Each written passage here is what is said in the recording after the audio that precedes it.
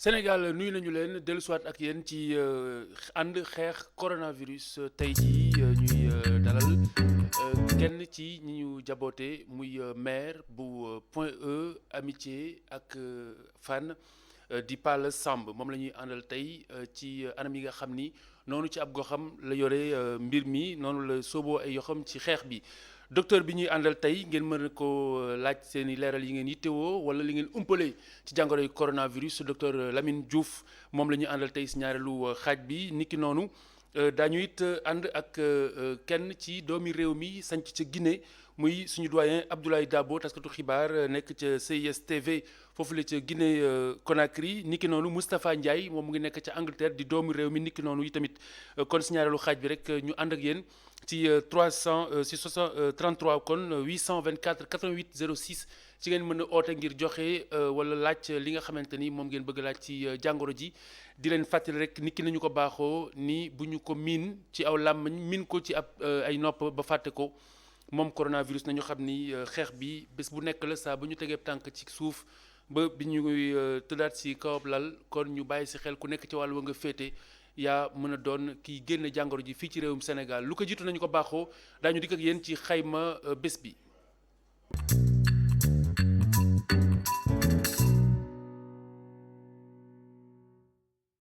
xayma bés bi tey dafa am lu ci bees mooy weer a ngi nii bi jàngoro ji duggee ci réewum Sénégal ba nëgët ni ñaari fan la woon ci weeru mars niki tey ji ñaari fan ci weeru avril. muy weer kon bi ñu xamee jàngoro ji fii ci réewum Sénégal ba nëgër nii makkaanu jëwriñ ci ñu dénk lépp lu jëm ci wàllug wér-gu-yaram ka jiite Abdoulaye Diouf Sarr daal di si ànd ak mbooleem ña cay liggéey ci riposte bi moo xam ki nga xam ni moo yore lépp lu jëm ci wàllu ko opération yi di docteur Bousso ni ki noonu kooki nga xamante ni moom mooy ki jiite institut Pasteur ak di Amadou Alpha Sall waaye tamit professeur Mamadou Bey bu SAMU mooy 15 boobu ngeen di faral di ànd nañu ak docteur Moussa Seydi professeur Moussa Seydi ngir wax tolluwaayub jàngoro ji dañ siy jukki ñaar muy jëwriñ ji ci tolluwaayub bés bi ak ka nga xamante ni moom mooy docteur Bousso rawatina ci xayma bi na mu tëddee ci jamono ji fii ci réewum Sénégal bismillah. tey alxames ñaari fan ci weeru avril ministère de la santé et de l'action sociale jot na résultat wu examen yi xamante ne moom laa leen di jox léegi ci téeméer ak ñaar fukki ak ñett téeméer ak ñaar fukk ak juróom-ñaari test juróom ñoo ci positif juróom yi ñaari cas importé la ñetti cas contact la yu ñu doon suivre ma leen di yëgal itam ne tey bésu tey bi fukki patient yu doon faju wér nañu danañ leen génn tout à l'heure ñu yëgal ne malade yi nekk ci hôpital yi faju seen yaram mi ngi yëg tan bu ñu xaymee tey ba ñu commencé ak léegi am nañ téeméer ak juróom-ñeent fukk juróomi cas fii ci Sénégal juróom fukki ak juróom wér nañ kenn ki mooy suñu mbokk Pape Diouf bi fi suñu borom jële ak benn cas bu ñu évacué may yëgal ne fi mu nekk nii téeméer ak fanweer ak juróom-ñett ñoo nekk ci hôpital di faj ministère de la santé et de l'action sociale mi ngi leen di demander ngeen continuer di respecter consigne yi leen jox pour que xeex bi ak coronavirus bi ñu mën koo gagner. fi mu nekk nii am nañ téeméer ak juróom ñeent fukk ak juróom malade yoo xam ne testé nañ leen positif ci Sénégal ci groupe boobu am nañ ci juróom fukk ak juróom yoo xam ne wér nañu am nañ ci kenn koo xam ne yàlla jël na bakkanam yàlla na ko yàlla yërëm te xaare ko àjjana am nañ kenn koo xam ne moom dëkkam muy réewu France daf ko jël yóbbu ko tugal donc am nañu téeméer ak fanweer ak ñett ñoo xam ne ñi ngi leen di faj ci biir dëkk bi bu ñu xoolee gis nañ ni ñi nga xam ne ñoo jógee bitim réew ñëw ci dëkk bi indi feebar bi ak ñoom ñi ñu wàll bu ñu leen dajalee dina def juróom ñeent fukk ak juróom benn donc lu takku la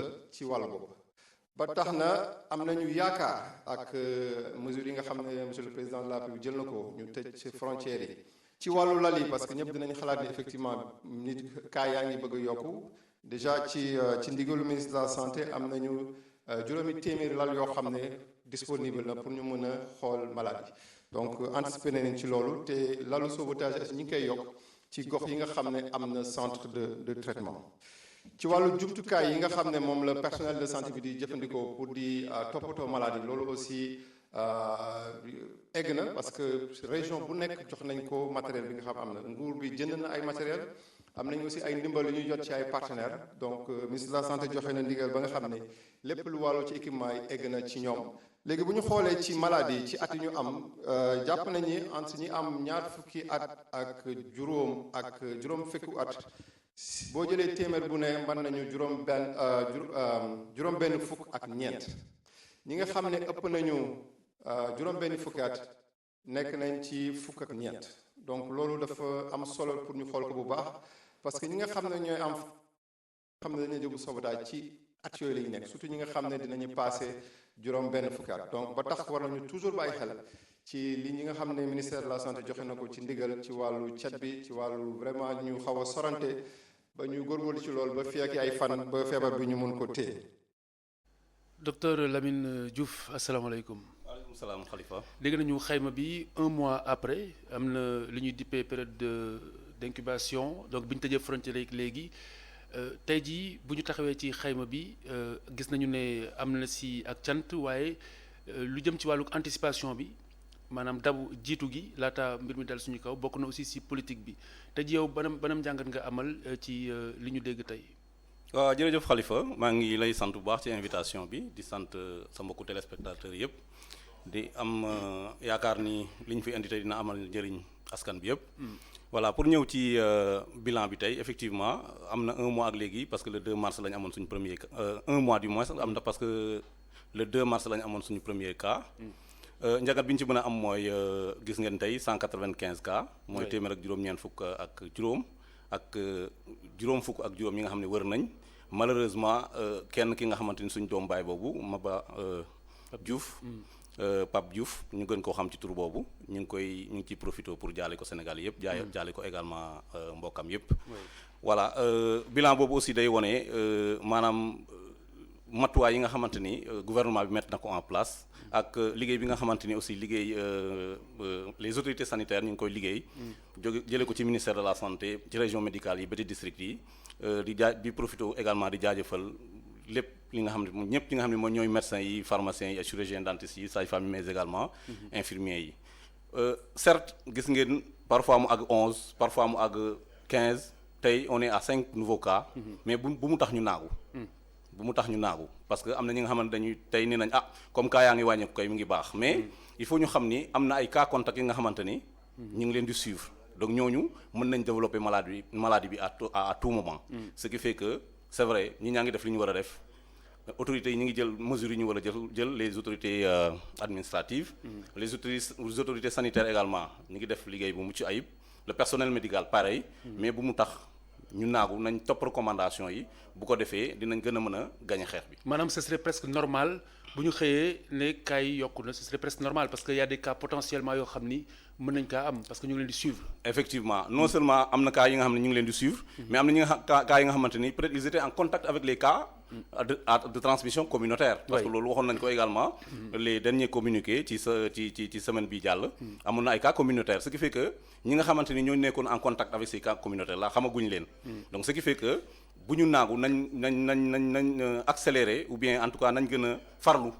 ci mesure de prévention yi ba tax ni dinañ mën a gagner feebar bi mais bu mu tax kenn naagu parce que am na cas yi nga xamante ni quand même ñi ngi ci biir dëkk bi. te kenn xamagu leen. docteur Bousso wax na que bi ñu tëjee frontière yi léegi bu ñu ko xaymaa dafay ëmb période d'incubation bi kon fileeg lu néew dootuñu déggati waxi cas importé loolu dafay gën a interpeller sans doute rôle ku nekk si ñun parce que bu ñu ko déggatul rek cas contact la ñuy dégg wala cas communautaire en réalité. effectivement noonu la demee. mais li may préciser foofu tamit Khalifa mooy. il faut ñi xam ne aussi c'est vrai que aéroport yi tëj nañ ko mais d'après certaines informations ñi ñaa ngi naan ni am na ñi nga xamante ne dañuy jóge ci les frontières. par la route. di dugg Sénégal ñeneen ñi di jaar feneen et cetera donc loolu j'appelle à la responsabilité de tout le monde. Je pense que bu ñu tëjee frontière bi c'est vrai que neexul ci kenn mais nañ respecter quand même mesures yooyu ñi nga xamante ni ñooy jaar ci frontières yi quand même ñu arrêté parce que vraiment mesures yooyu bu ñu ko jëlee c'est pour tout simplement ñu gagner feebar bi. ku nekk sa digganteeg yàlla ku nekk sa digganteeg àq ji nga war a ameel say ñoñ parce que il est évident que alkaati yi ak lu ñu bari mënuñoo nekk fépp it mënuñoo fatt fépp. Tout à fait raison pour laquelle ñun ñëpp nous devons être des personnes d'alerte. oui maanaam bu ñu gisee li nga xamante ni day jàll ci suñu communauté ci suñu quartier wala feneen c'est vrai que mënuñu xas suñu moroom mënuñu ko faire revenir à l'ordre le plus souvent. oui wax lañ mën mais aussi nañuy am habitude di dénoncer. parce que si on trouve quand même des pratiques anormales notre rôle en tant que membre de la communauté. c'est délation positive constructive même. constructive effectivement parce que mën nga nii man de gis naa li nga xam ne mi ngi xew sama koñ loolu kat bu jëmee kanam xeex bi ñuy xeex kat mën na gàllankoor xeex bi nga xam ne moom la ñuy xeex pour le Covid-19. très bien donc docteur dinañ ñëwaat ak yow léegi ci yeneen waaye également ni ma ko waxee si njeextalu émission bi mën nañ la woo ci 33 824 88 06 ngir laaj la lu ñu umpale wala lu ñu bëgg a leerlu ñu dem dalal ki ñu jaboote fii ci Point E muy Palla Samb asalaamaaleykum monsieur le maire.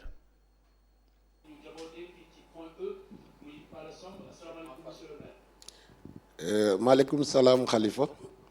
alors monsieur le maire jërëjëf jaraboot comme ni ñu koy waxee ci mbokki Lebu yi yaa ñu jaboote fii ci Point E ni ki noonu amitié ak Fann eh bien tey jii bu ñu doon def le point de la situation ci commune bi lan la ñuy jàpp lan moo ciy gën a fës.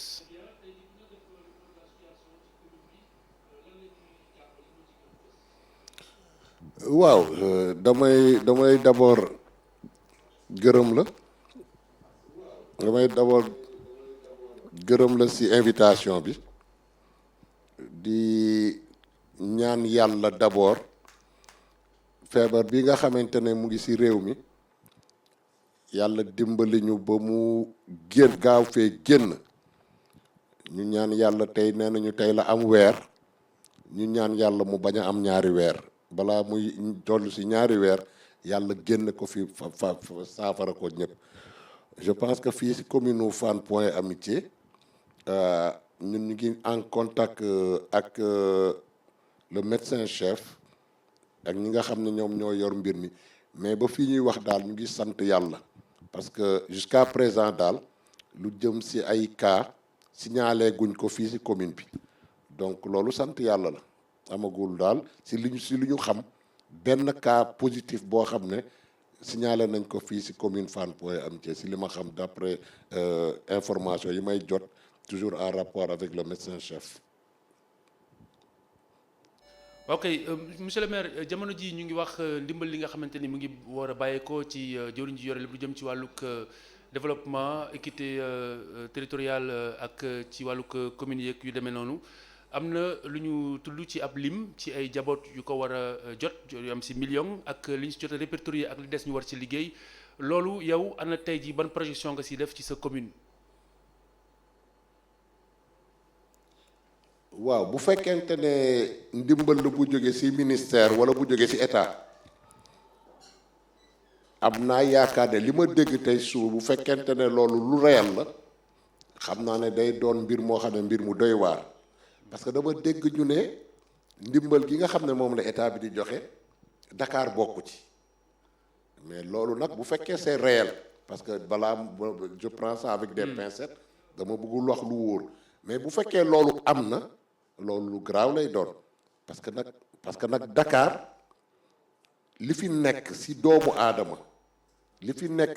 aadama ci biir commune yi ñu naan feebar bi léegi fii la ëppee ñu ne ndimbalu état bi du Dakar bokkuñu ci loolu bu fekkente ne loolu am la loolu de lu may ñaawlu lool la et je pense que loolu bu dente ne lu am la damay lancer un appel solennel à monsieur le président de la République. Oui, mais les villes en soi, mais pas les communes. Communes yi ñu ngi ci biir il me semble. non dañu ne ville dañu ne Dakar kay commune yaa ngi ci biir Dakar. bu ñu nee Dakar bokku ci kay. commune ça veut dire que communes yi bokkuñu ci ndimbalu état bi bu fekkee am na loolu moom beneen affaire la parce que population bi nekk Dakar amul fenn fu mu nekk donc je pense que d'accord nañ ñu aider Sénégal yëpp mais Dakar ay sénégalais lañu ndimbalu état dafa war a ñëw ba si biir kër gu nekk si biir Dakar parce que ñëpp ay sénégalais lañu te ñëpp a soxla ndimbal bi. oui je pense que fondamentalement donc bu fekkee c'est réel man damay. am na incompréhension bu si am donc li ñuy def mooy ñu dégluwaat léegi jëwriñ ji nga xamante ni moom moo ko amee muy Mansour Faye ñu dégluwaat ko léegi nii bu ko defee moom dinañu mën a indil ay leeral bu ko defee sa commentaire si boppam gën a mën a taxaw ci wàllu woowu donc Mansour Faye daañu ko déglu léegi bu sooyee suñu borom bu ko defee mu gën a leer.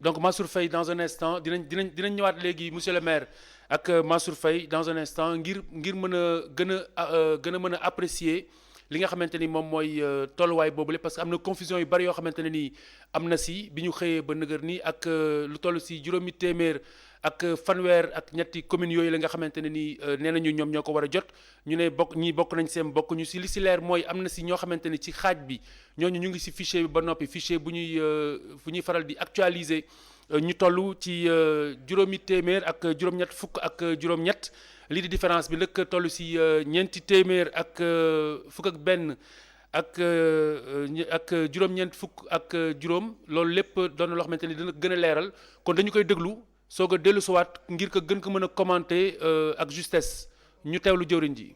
Toutes les 553 communes du Sénégal, tout département confondu, toutes régions confondues. C'est vrai, ce matin, j'ai entendu une confusion sur les villes de Dakar. Les villes ne sont pas comptabilisées deux fois. Vous savez, il y a 5 villes à l'échelle nationale. À la ville de Dakar, celle de Rufisque, Guédiawaye, Pikine et Thiès. Donc, on ne les comptabilise pas deux fois, d'autant plus que les communes qui les composent sont déjà comptabilisées. Donc, les 46 communes des 5 départements ou des 5 villes, effectivement, sont comptabilisées dans les 553 communes qui sont destinées à recevoir effectivement cet appui alimentaire. Donc il n'y a pas une question, on ne raisonne pas en termes de ville, mais on a raisonné en termes de communes. C'est cette confusion malheureusement qui a été constatée ce matin. Mais donc toutes les communes du Sénégal sont concernées, d'autant plus que le million de ménages qui seront choisis, une partie, ça les 588 045, sont déjà connus à partir du registre national unique, qui est une base de données composée par des familles ou des ménages vulnérables qui ont été sélectionnés il y a quelques 1 ou 2 ans et ce fichier-là est régulièrement mis à jour. Maintenant, la différence est de 411 955 ménages. Ce différencement sera recherché à partir donc d'un ciblage d'abord géographique, le ciblage géographique qui permet, à partir de la carte pauvreté et la projection sur les populations, de répartir ce quota au niveau des 553 communes. Nous allons faire passer maintenant le ciblage communautaire qui se réalisera à partir des communes elles-mêmes. Donc, selon une échelle bien définie, organisée autour du gouverneur de la région, le préfet, le sous-préfet et les maires. Donc, c'est comme ça que le dispositif sera configuré pour avoir un choix avec des assemblées générales populaires, un choix vraiment équilibré, un choix, disons, démocratique et un choix fait par les communautés elles-mêmes. Voilà, donc je pense que monsieur le maire gën na leer donc mooy li ma la wax sànq peut-être pas les villes en soi mais communes yi nekk ci biir ville yi bu su nekk jël nañu leen pour éviter ñu compter leen ñaari yoon loolu noonu la ko ministre bi leeralee donc je pense que sa préoccupation du coup réglé na.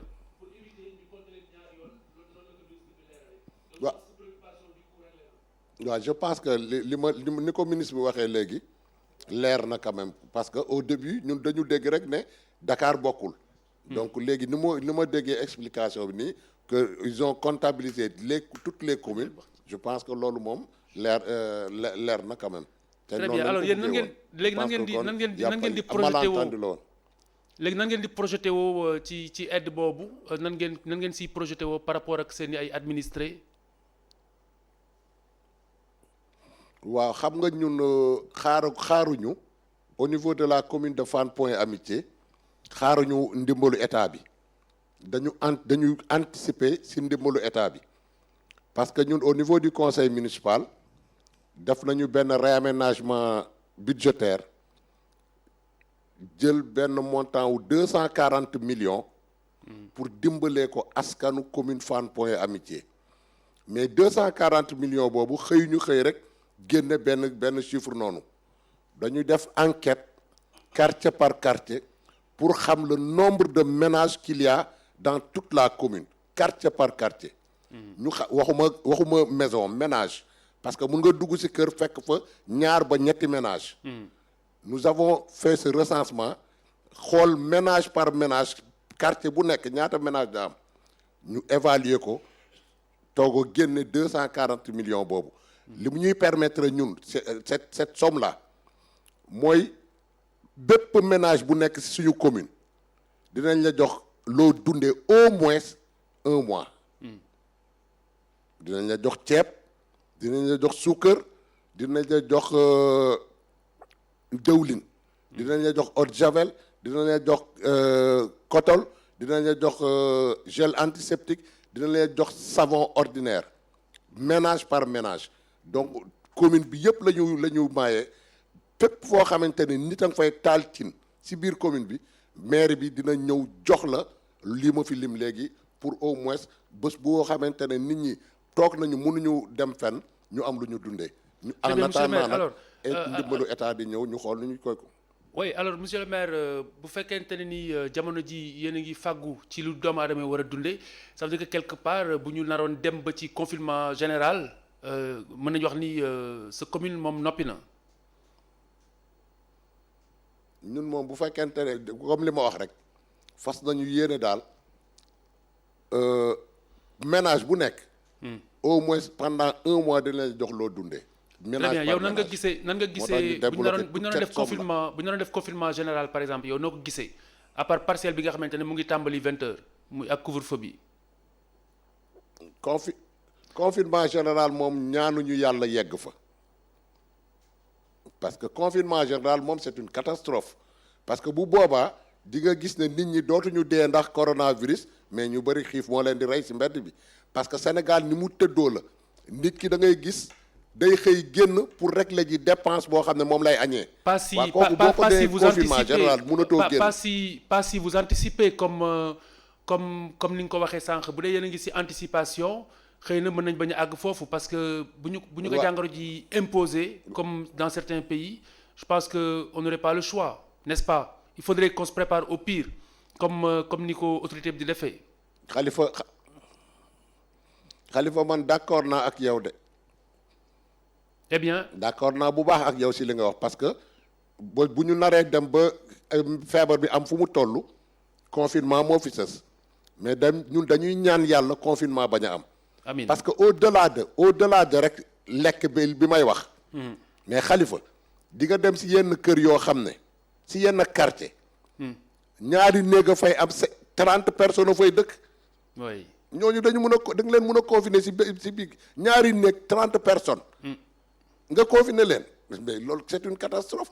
dañuy ñaan yàlla kay confinement bañ a am. oui parce que ñun ñu ngi si mbedd bi. ñu ngi si biir kër yi ñu ngi si terrain bi xam nañ li ñuy fekk si kër yi. très bien alors donc li des am na kër yoo xam ne mënoo fa def confinement. donc li des alors mooy responsabilité ku nekk ci ñun ci koñ bu ne ci kër gu ne ci néeg bu ne n'est-ce pas ba liggéey ngeen def dans ce sens pour nit ñi mën ko comprendre noonu. je pense que foofu la ñu war a mettre accent bi nit ñi ku nekk responsable. ñu jéem a topp directive yi nga xam ne ak consignes yi nga xamante ne kër docteur joxe na ko. oui nit ñi wàññi dem bi wàññi dajaloo bi yokk set gi loolu moo tax ñun quartier bi ci biir commune bi jënd nañu ay lave-mains yu mag. yoo xam ne commune bi yépp fu si ne teg nañ foo xamante ne boo génnee si mbedd balaa ngay dugg sa kër nga raxasu si mbedd bi. comme ça booy dugg doo dugalaale virus bi si biir kër gi. loolu nag nit ñëpp la ñuy lancer un appel pour que ñu respecter consignes yi nga xam ne. joxe nañ ko. parce que tant que nit ñaa virus bi doxul si nit la nekk nit a koy yóbbu si nit bu ku nekk responsable yem fi mu war a yem def li mu war a def je pense que kenn du ko wàll sa morom. question de responsabilité la nag. monsieur le maire jërëjëf Palla Samb di maire bu Point E Amitié ak Fann monsieur le maire balaa ma lay bàyyi bu fekkente ni am na lu ma la laajul te mu ñor la tigi mën nga koo wax ñu tàggoo ko. waaw du question sax lu may ñor mais nag damay lancer waat un appel. appel bi may lancer moo di ne na population yëpp respecter consignes yi ñu fi joxe. oui na population bi wàññi dem bi parce que nag lii c'est du sérieux feebar bi du caaxaan, feebar bi c'est du sérieux na ko nit ñi respecté na nit ñi respecté consignes yi ba yàlla musal ñu ci confinement général. Très bien. loolu daal moom appel la bu ñuy lancé bu ñëpp nit ñi nag na ñëpp booloo Sénégal bokk ndey bokk baay nañu teg politique de côté parce que politique jamono jii ñu toll kenn tallu ko nañu teg politique de côté ñëpp nañu ànd ak le président de la République quel que soit foo mun a far ñu xeex jàngoro ji mu jóge fi buñ ci pare nag delluwaat ku nekk fa nga far kuy politique nga politique. mais Très pour bien. l'instant daal union des cœurs ñaan yàlla musal dimbali ñu ba feebar bi jóge fi. jërëjëf monsieur le maire Palla Samb di maire bu Point E Amitié Fann ñu ngi lay gërëm di la sant di wéy ba nëgër ni ci seen ànd xeex coronavirus ni ma leen ko waxee docteur Lamine Diouf mu ngi toog di xaar ci ñaareelu xaaj bi ñu war a ànd ak moom ci ay laaj ak tontu jëm ci coronavirus bi li ngeen ci umpale ba nëgër ni wala li nga xam ni bëgg ngeen ko ci leerlu moom mu leeral leen ko ba Sénégal yëpp ànd mucc ci ni ñu ko baaxoo dañuy dem ca bitim réew ngir fekk fa lenn ci doomi réew mi Guinée la ñuy jëkkee Guinée suñu doyen Abdoulaye Dabo mu ngi fa nekk bokk ci télévision bi di CIS TV foofu la ca Guinée Conakry allo Abdoulaye Dabo salaamaaleykum.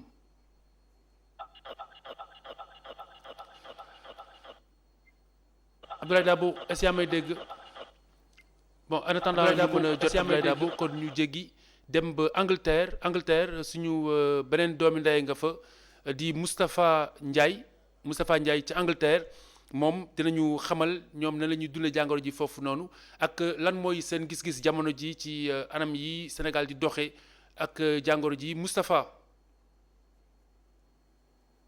Ah oui. Alors Moustapha comment ça va? Moustapha est-ce que yaa may dégg? Ouais, am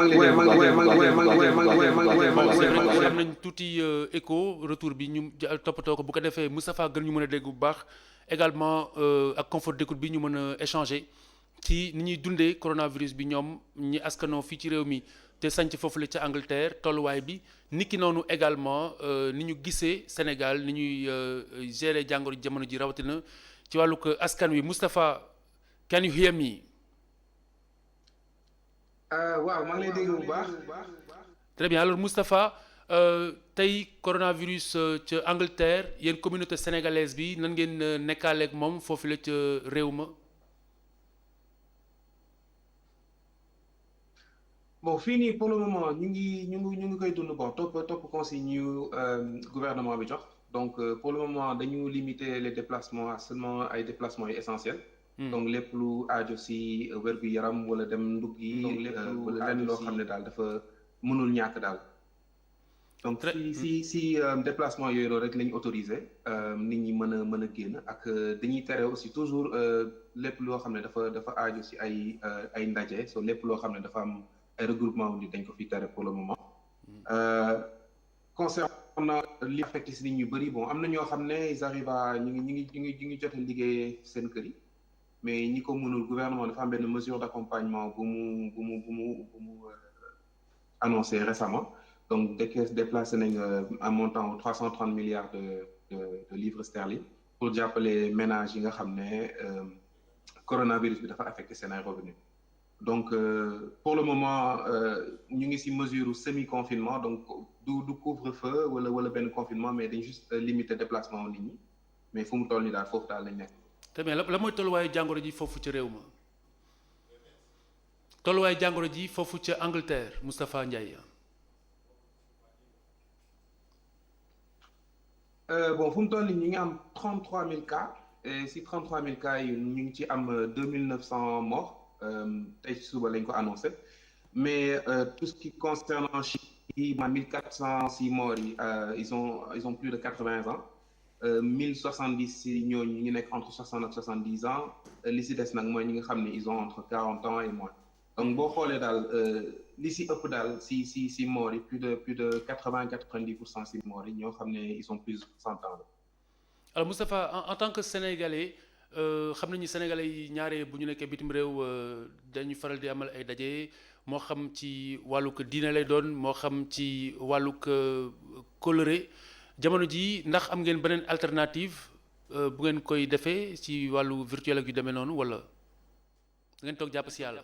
Non instant bi bon utiliser juste technologie je crois bon nit ñi ñu ngi si Instagram yi def ay live sinon woo nit ñi directement heureusement encore am nañ technologie pour mën a di jokkalante ku si nekk di nemmeeku sa ay mbokk ak say am di jàmm mais lépp lu aajo si ay ndaje bon bi ko dañ ko tere nit ñi amuñu droit génn seen kër si loo xam ne du lu essentiel.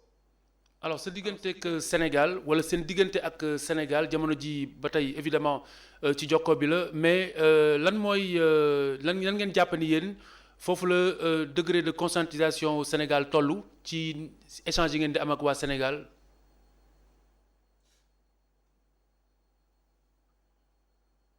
Bon man personnellement sama avis nag mooy que bon je pense que dëkk yëpp am nañ ay changements yoo xam ne war nañ ko ne dafay amélioration donc goo ma ne Angleterre gën na Sénégal ci mesure ni ñuy approché coronavirus bi mais c'est juste que doon yi ñoo ute maanaam ni ñuy doxalee fii ak ni ñuy doxalee Sénégal day ute mais personnellement je crois que couvre-feu bi ñu imposé fu mu toll nii bon goo ma am na ni ñu koy waxatee efficacité bi mu war a mën a am parce que malheureusement Sénégal 80% wu nit ñi seen revenu ci bis par bis lañ koy jëlee donc foog ñu génn maanaam daani seen doole pour mën a am lu ñu dundee donc ñooñu même si bon confinement am nañ couvre-feu wu 20 heures bu dee 80% moo population bi day génn quand même pendant la journée risque contagion bi dafay du wàññeeku torop quoi parce que dafay mel ni 20% rek ñoo mën a toog seen kër majorité wu population bi dafay génn donc bu vapeur boobu mënoon a inversé wu.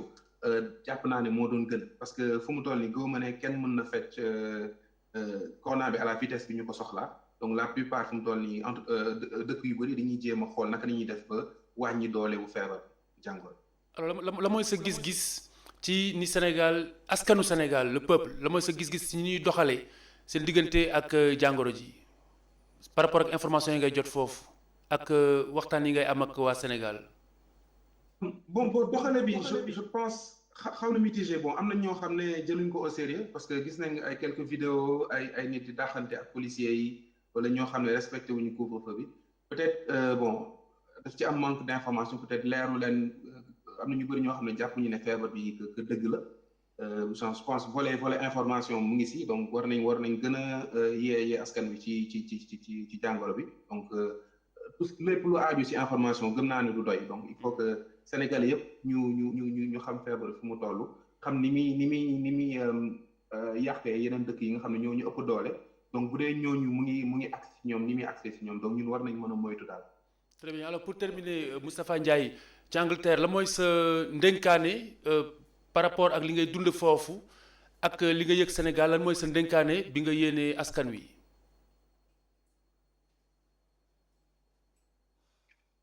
li may wax sénégalais du leneen lu dul ñu jël ko au sérieux maanaam sacrifice la laaj ci ñun ñëpp donc fii nii gëm naa ne dafa laaj patriotisme bu doy maanaam ñun ñëpp la mbir mi war a soxal ndax Sénégal day affecté Sénégal yëpp du loo xam ne day yem ci benn nit wala ci benn gox dëkk bi yëpp la lay affecté te dañu laaj benn sacrifice bu ndaw pour nit ñi wàññi seen ay déplacement pour ñu mën a daan jàngoor bi comme ça ñu mën a delluwaat ci activités yi ñu nekkoon donc loolu rek nit ñi ñaan sénégalais donc métti na si ñëpp donc même ñun ñii fii nii man nit ñi dañuy obligé liggéey seen biir kër yi donc sa kër doo fa génn peut-être ay jours doo mën a génn sa kër donc métti na si ñëpp amul confinement amul fenn foo xam ne yomb na fa mais pour man intérêt bi ñu mujjee rek moo ci ëpp solo daal ñu fexe ba wàññi temps couvre-feu bi temps confinement bi ñu daan doom jàngoro ji nit ñi ku nekk delluwaat ci li nga neex.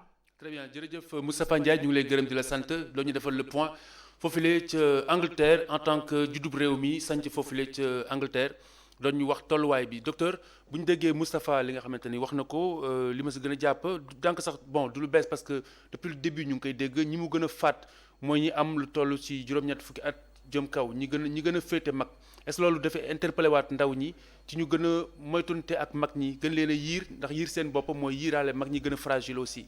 waaw effectivement Khalifa loolu dëgg la boo seetloo feebar bi comme ni nga ko waxee personnes âgées yi ñoom la feebar bi gën a yab. ak personnes yi nga ak ñi nga xamante ni dañoo am yeneen feebar avant coronavirus. oui parce que am na ñi nga xamante ni am nañ tension ñi am nañ diabète ñi am nañ insuffisance rénale ñi am nañ asthme. ak tuxkat yi waaw surtout. léegi ñooñu bu feebar bi ñëwee delloo ko ci ñoom maanaam daf leen a gën a yàpp pour gaaw leen a faagaagal. mais aussi foofu aussi dañ fiy taxaw tuuti rek. parce que gis nañ ni données yi ñuy amee de l'extérieur actuellement. feebar bi mi ngi faagaagal ñi nga xamante ni ñu ngi toll ci seen diggu doole. loolu aussi il faut ñu koy rappeler. dañuy wax ni feebar bi ñii la gën a yàpp mais nekkul ni boo tolloo sa diggu doole rek feebar bi mënalu la dara. ñu rappeler également que feebar bi nekkul ni képp ku mu jàpp voilà mën na la. faat mais encore une fois. parce que bu ñu xoolee taux létalité bi comme ni ñu koy waxee. mi ngi toll ci à 3 à 4%. mais c'est pas négligeable parce que benn bakkan comme ni ñu koy waxee rek benn bakkan dafa fort. donc benn waddee rek. maanaam musiba la. donc ce qui fait que ñooñu la gën a yàpp mais ñëpp a ci war a jàpp ci xeex bi. parce que en fait mag ñi ak ñi nga xamante ñoo féete ndaw ñëpp ñoo bokk kër yi. donc bu ñuy infecté woo forcément bien probablement ñeneen ñi dañuy infecté wu donc ñëpp ñoo war a jàpp ci xeex bi pour mën a am ndam ci coronavirus bi. tigi alors balaa ñuy jeexal ak bitim réew ñu dem essayé waat Guinée Conakry waaw dafa mel ni connexion bi moo xaw a sant Cissé tuuti donc ñu siy jéggalu docteur kon ñu ànd ak askanu Sénégal fii ci réew mi nañuy dundee couvre-feu bi. ku nekk ca wàll wa nga féete ñu jukki leen si lenn rek laataa ñu leen di ubbil antenne bi ci 33 824 88 06.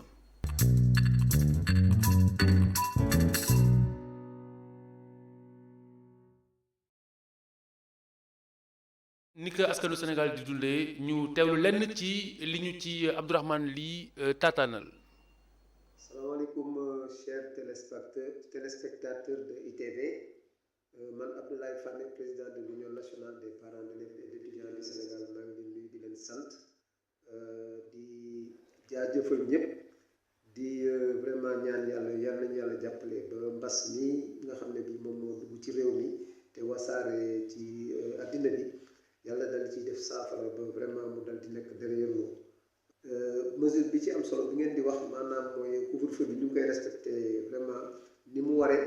dans la mesure où man de manière naturellement man casanier la bu ma xasee wàcc sama wàllu liggéey rek ak yi ma yëngatu daanaka ay 20 heures dama fekk suma kër ce n'est pas valable pour tout le monde parce que am na ñenn ñoo xam ne yi aussi seen yëngatu dafa am heure yooyu lañ koy day tàmbali mais nañ leen invité rek ñu daal di respecter mesures yi parce que il y va aussi de vraiment de la santé de notre santé et de manière collective aussi de la santé de tout le monde loolu daal la ñuy wax.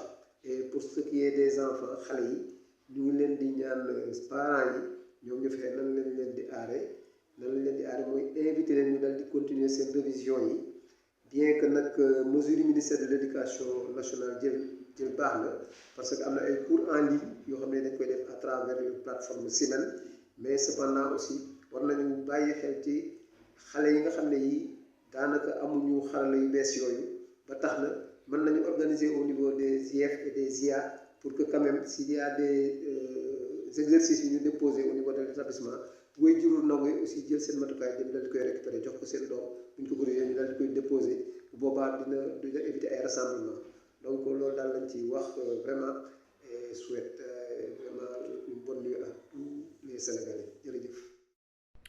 waaw nu may dundee couvre-feu bi waaw le soir. metti na mettiwul ñu ngi toog ci kër yi di togg reer ba mu neex après ñu ngi seetaan télé nekk suñu téléphone yi di connecté wu des fois je dis heureusement que bu connexion amul woon bu téléphone amul woon nu ñuy def tëju yombul benn yoon mais sant yàlla tu regardes la télé des fois ñu ngi fi di connecté wu. Après, on cuisine beaucoup. Et je mange beaucoup quand même si tu es parce que tu n'as pas grand chose à faire. Donc, voilà, tu es toujours tout le temps. Des greniers de gauche à droite. Hein. Donc, waxtaan ak famille bi ñu ñëpp ñu toog di waxtaan ci sujet yi débat ci sujet yu bari. Alors docteur bon pour ñu def benn parenthèse bu ndaw ci li suñu jigéen bu wax léegi. Elle a tendance à manger beaucoup plus dafay lekk lu bari bon confinement bi aussi wala bon confinement partiel bi mooy couvre-feu bi bu dee si profité di lekk lu bari loolu tamit mën na indi obésité ak yeneen i xeeti jàngoro tamit. waaw effectivement Khalifa xam naa bu xawoon ñuul tuuti ma ni Faye la sant voilà mais en fait li ñu ci mën a wax rek mooy. bon tout excès est nuisible comme ni ñu koy waxee. nga nekk également en confinement mënul te également nga xool li ngay lekk et tout. Oui. Et je pense que boo nekkee même en confinement tu dois manger moins. parce que tu fais moins d'activité. Tout à fait. donc comme defoo activité yaa ngi toog benn place doo def activité bi nga xamante daf lay xiifloo.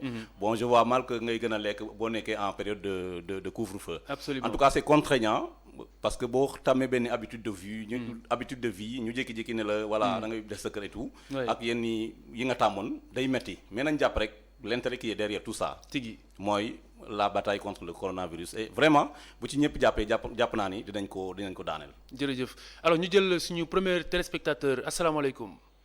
waaleykum salaam wa rahmatullah. ana fooy wooteeg noo tudd. Kaolack laay wootee maa ngi tudd Mouhamed Diop. Mohamed Diop ana looy laaj docteur Lamine Diouf. docteur dañ koy jaajëfal. di jaajëfal docteur yëpp. ak homme de tenue yi nga xamante ni ñu ngi ci biir réew mi di jàppalante ak askan bi ndax lii du xeexu docteur yi. xeexu homme de tenue yi xeexu sénégalais yëpp la. comme ñoom ñoo yore suñu kaaraange ñun ñoo leen war a delloo njukkal. beneen bi ci tegu mooy dafa am suñu sëriñ Mawlana Cheikh al-Islam Baye mu koy wax mu ne nit ki nga xam ci otam nga dugg yow kon dee ko ñaanal yàlla moom mu mucc moom mi dawal tigi ndax bu muccee rek di nga mucc ala kulli haal mu doon loo xamante ni ñun ñoo leen ko yoreel ñoom beneen bi ci tegu yéen télévision yi yéen ñu ngi leen di gërëm waaye dañ sas bi ñu leen di sas mooy suñ mag ñi suñ kilifa yi wax nañ ba fi bind nañ ba fi gis naa fan yi yëpp yéen a ngi def pour sensibiliser nit ñi oui message yooyu nag ñoom ñoo ci jiitu ndax seen bind yi yiñ bind teg fi bu ngeen xëyee dara ngeen teg ko balaa ngeen a tëj ngeen teg ko may ñaan audio bii oui ma lay wax yëpp ñu bokk ko di ko déglu di ko fu mu ñaanee ñu ne amin ndax ñun yàlla daf ñoo may loo xam ne am na ñeneen ñu ko amut tigi feebaru sëriñ du feebaru taalibe du feebar ñëpp la mën a dal tigi waaye nag bu ñaanee yàlla mën nañoo muccal may ñu li nga xamante ni ñun moom lañ bëgg nga dégg audio bi kii di wax jaamam yam tànn jaamam yam gërëm jaam yam toppul dara jaam mbugalam yàlla ñu yàlla méngoo ci saa yàlla ci baat yàlla sagal bépp musiba ak bépp balaa yàlla ñu yàlla sagal bépp ay ak borom aywa yaa ngi déglu audio bi alors fàttali ma sa tur Mohamed Diop Mohamed Diop il faut nga yónnee ma audio bi après ñu koy yónnee comme ça ñu la koy tegal si rajo bi si i rajo mu ngoog yow vrai reporter nga yii nii mooy sensibilisation bi oui boo demee ci sëñ Fallou def na ko sëñ Abdou Aziz Dabakh def na ko ñoom ñëpp leen ngeen teglante leen mu ngoog moo ne sumba nañ ko sax xanaa dañ koy gën a suuxat gën ko bari yàlla jeex na mu ngi noonu bu ko defee nit ñi dinañ ku war a dem da nga toog ne xaaral ma seetaan lii ba mu jeex bu boo jeexee ñu indi la beneen bu ko dàq doo génn dootoo dem fenn tigi Diop jërëjëf waaw loolu lañ sant di leen gërëm jërëjëf Diop nga ñul ñu waa Kaolack yëpp baax na incha allah jërë ngeen jëf jërë ngeen jëf docteur kon bon Diop laajul waaye joxe na garab joxe na gàllaaj mooy ñaan yi nga xamante ni moom la fi mag ñi bàyyi ñu koy fàttali parce que fàttali dafa am solo voilà c'est important Khalifa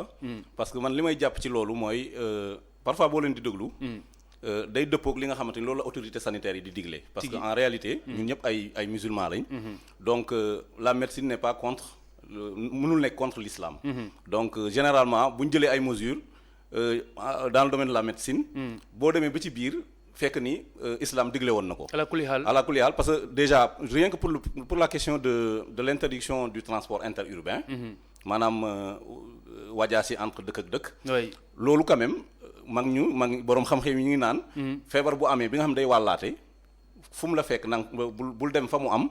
te ña nga xamante ñoom ñoo fa nekk tamit ñu des fa. te Serigne Bass Abdou Khadre fàttali na que Sénégal. tout à fait ci ndorteelu mbir mi. tout à fait donc loolu dafa am solo moo tax ñuy ñaax aussi askan wi ñi nga xamante ni par exemple ñi ngi ci dëkk yi nga xamante ni tudd nañ leen ni am nañ ko. bu ñu fa mënee yem ñu yem fa. te jox confiance le personnel de santé qui est sur place. ndax loolu bàkkaar la. parce que boo jógee fi nga jógee. waaw. mu am fa xamoo ndax am nga ko wala amoo ko nga dem fi nga xam ne foofu nga dëkk. lore nga parce que mën nga te balaa ngaa lor kenn nga lor sa bopp. parce que boo loree sa jabar wala nga lor say doom wala nga lor say dëkkandoo. sa bopp waaw dootoo tal dara donc finalement communauté bi yëpp ngay lor te ñooñu nga xam ne ñoom ngay lor dañu nekk en contact avec d'autres personnes de ce qui fait que vraiment bu amee ci benn ville ñi ñi yem foofu. bañ a dem feneen fitna la. voilà loolu daal laa jàpp ci message bi nga xamante ni loolu la. te yàlla rëbb na kuy yee fitna xam naa ni imam Kanté dina si gën a mën a wax. mi ngoog. asalaamaaleykum wa rahmatullah. allo allo ITV yéen a ngi ba tey ci ànd xeex coronavirus niki nañ ko defee ngoon gu jot altine ba aljuma niki noonu tamit samedi dimanche ak Boubacar Diallo asalaamaaleykum.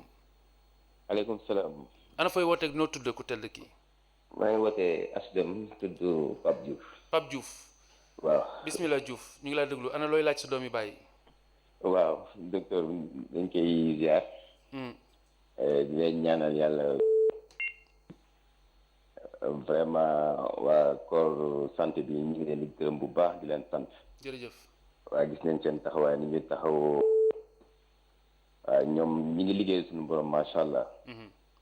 xanaa laaj bi ma koy laaj rek mooy que ni feebar bi bu lu duggee naka lay signaler si yow pour que da baax na askan bi xam ko pour début bi nu question boobu laa koy laaj mu dimbali ñu si wax ñu naka la feebar bi di signaler un premier temps si patient bi quoi. Très bien. voilà beneen laaj bi may laaj mooy que ni waaw ñu ngi ni dëkk bi 95% ay musulmans lañ. ñu ni dimbalante dafa baax ci ay nit. waaye te moment bi ñu toll nii ñu bëri ñu ngi dëgmaloon jëm màkk. wala passe ay millions yu bëri pour dem aji màkk. ñu ngi naan aji màkk dina am ñu dëkk ak ay nit ci koñ. dëkkandoog ñoom ñu néew doole. nga dëkk ak nit ci benn kër mu néew doole. nga naroon yu bëri naan da ngay dem aji màkk. way dama yaakaar ni seen aj màkk tey fii la gën a yelloo. mooy que ni xaalis boobu buñ ko jëloon tas ko si jaamu dimbali seen mbokku jullit yi. am sig yool. dama yaakaar ni dañ am yoolu aj màkk bu wér. yàlla mën na ko de. te suñu borom dina leen ko nangul. tigi yéen lay fay. waaw te dañ toll si dimbalante. ñii seen loxo jote na si ginnaaw ñii seen loxo jotewu si ginnaaw. jërëjëf Diouf. ñii am nañ dépense su weer ñii am dépense su benn bés. tigi xëy di ko jaayante. léegi nag ñooñu dencoon seen i millions naroon ko ajee màkk dama leen di ñaan yàlla ñaan nañ ko génn. ci jullit yi. très bien jërëjëf état mën na dimbali. waaye nañu dimbalante suñu biir. ku si nekk fa nga dëkk xam nga ñu seen loxo jot seen ginnaaw. seen ginnaaw. jërëjëf waaw ñu leen di ñaan comme que dañ ne ay nit lañ. te war nañu mën a jàppalante di dimbalante. waaye. waa nañ ko tàmbalee foofu. jërëjëf Diouf ñu lay gërëm di la sant kon proposition baa ngoog ñu jotali ko rek suñu bàyyi Abdoul Aziz Mbaye muy yore wàllu communication bi ci wàllu aj gi niki noonu tamit professeur Abdoul Aziz Kébé xëy na bu ñu si gën a sensibiliser ujaat yi naaloon na dem màkk xëy na ñu matale ko docteur loo xam si loolu laata ñu ñëw si laaj bi. nga effectivement comme ni mu ko waxee sama doom baay bi maa ngi koy sant di ko gërëm. di rafetlu également intervention bi ak ñaax bi mu ñaax nit ñi ci la solidarité parce que c'est extrêmement important. Je pense que côté boobu moom boo waajee dem màkk maanaam li nga waroon yóbbal bi nga waroon yóbbaale donc nga jël ko jox ko ñi nga xamante ñoom nga dëkkal yaakaar naa ni yool bi nga naroon am ci aj bi yaakaar naa di nga ko am ci don boobu nga Dieu est juste voilà donc comme yàlla dogal na période bi nga xamante ni période boobu nga bëggoon dem mënoo dem ndax li fi xew donc yaakaar naa boo ko defee ci askan bi également c'est toujours important te loolu aussi yàgg na fi yàgg na ñu Sénégal ak nit ku ñuul yàgg na ñoo jàppalante. maa ngi gis la fois dernière ñuy wax benn genre jàppalante bi nga xam ne mag ñi dañ ko doon def c'est extrêmement important. dañ doon bàyyi ba guddi. ñu dem këru seen voisin. teg benn affaire ci buntu kër gi. boo xëyee bu borom kër gi xëyee gis ko maanaam day jàpp ni ku nekk mën na jàpp ni ku nekk.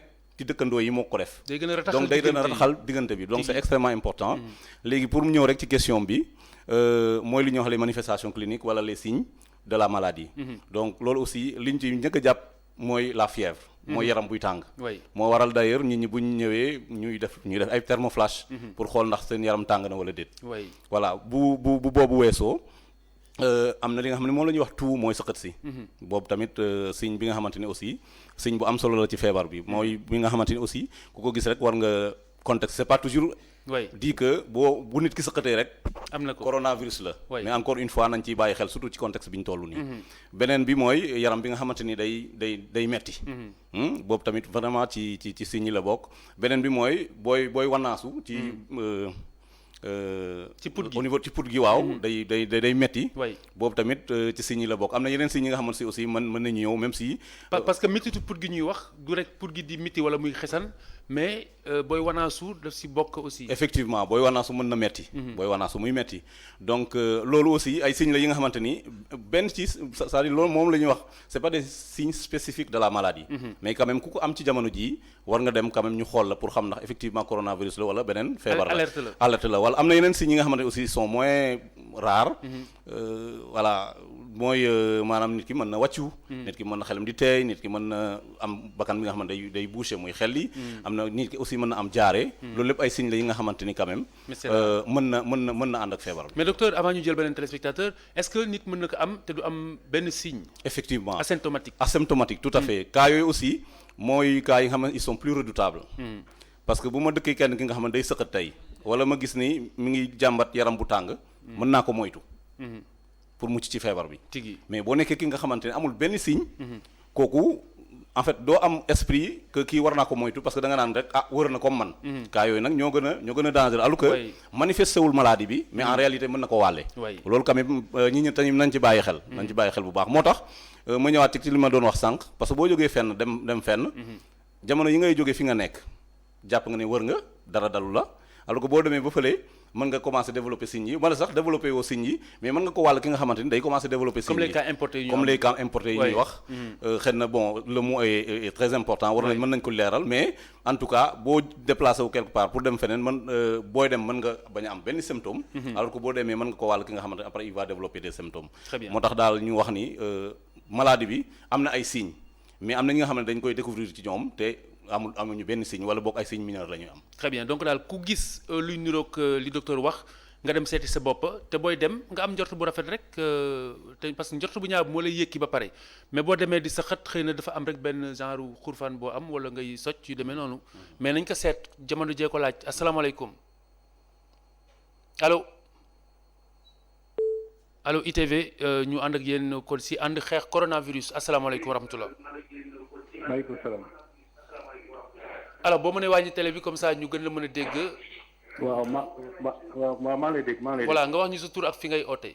waaw sëñ bi man la Ahmed Aïdara. Ahmed Aïdara. waaw Ahmed fooy wootee. maa ngi lay woowee Grand Yoff fii. ok Grand Yoff Ahmed bismillah. waaw Khalifa maa ngi kontaan ci bu baax. jërëjëf mon frère ñoo ko bokk.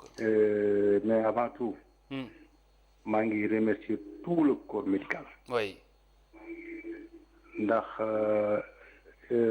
liggéey bi ñu liggéey rafet na trop oui tey may déglu Bousso muy expliqué sama xel dafa dal mais maa ngi lay wax Khalifa tuuti oui man dama bokkul ak ñi gis-gis da nga Sénégal bokkuma ak ñu bëri seen gis-gis way waaw man pour sama bopp laay wax incha allah Sénégal daf ciy génn facilement incha allah dañ ciy génn ci kàttanu yàlla amin parce que bu fekkee ni ko bu soo waxee te ñu ngi jël mesure yi ñu ko war a defee.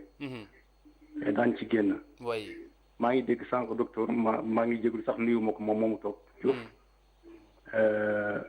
wax ni mi ngi doon rappelé y a de cela 1400 ans bi Seydina Muhammad sallallahu alayhi wa sallam waxee. ni fekkee ni mbas dafa am ci benn dëkk. bu fa kenn dem. fenn. nañuy raxasu tey lekk lu baax. kon loola boo xoolee temps yi ci presse américaine bi rendre nañ ko hommage ñoom ñenn américaine a rendu hommage au prophète de l'islam. dëgg la. yaa ngi dégg. kon l'islam digle woon na lii bu yàgg. yàgg na ci àdduna waaye bii bu mel ni moom mosul am parce que dëkk ak dëkk lañ daan dégg lii am na fii wala lii am na fa am si. waaye nañ xam ni fi may waxee. nañ xam ni yàlla newoon na rasulullah sallallahu alayhi wasallam du ma leen mës a mbugal mukk tànk yaa ngi seen biir. ba muy dem mu ne ko maa ngi dem mu ne ko du ma leen mukk tànk ñu ngi sax ci astafurlah homme de média nga temps yi suñu dëkk yi suñu réew yi di rey na nit violé nit nangam yu bon yooyu ñu doon def. mais il faut yàlla wane boppam. te rédigé lay wax il faut yàlla wane boppam ba nit ñi xam ni yaru nañu yar bi nag dal na. ndax fa mu jógee ca xuuxaan ci réew yi am doole la ko yàlla jaarale. way wan leen seen bopp bañ xam ne duñ ci lenn yàlla kese fi nekk. tigi il faut que ñu jéem a delluwaat ci yàlla xam yàlla mooy kan. il faut ñu wàññi rey wàññi violence yi wàññi viol yi wàññi àq yi wàññi nangam nag. dafa ëpp suuf saa ngi jooy chaque jour der di tuur. jógee man maa ngi santaat bu baax yàlla di gërëm yàlla di sant suñu médecins yi. jërëjëf. Sénégal réew mu ndaw la waaye raflewut ay nit xam-xam. tigi ñu ngi ci góorgóorlu nañ leen déglu. tigi jërëjëf. lenn rek nag laay ñaan. Khalifa.